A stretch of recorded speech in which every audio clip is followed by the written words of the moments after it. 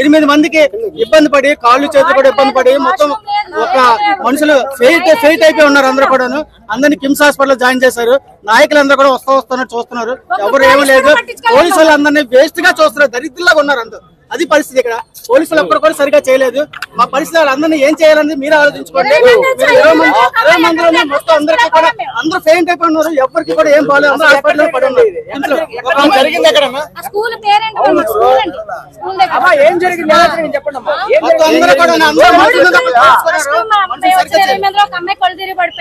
అమ్మాయితో పాటు కూడా ఒక్కళ్ళే పంపించారు.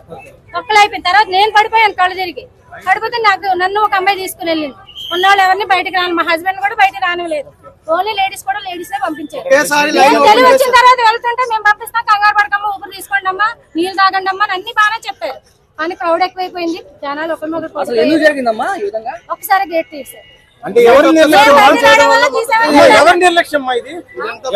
ప్రజలది ఉందండి, పోలీసులది ఉంది. కానీ పోలీసులది ఎక్కువ ఉంది. ఎందుకంటే పోలీసులు ఎక్కువ ఉన్న వాళ్ళు సరైన మార్గంలో పెట్టలేకపోయారు. ఇదంతా పోలీసుల వరకు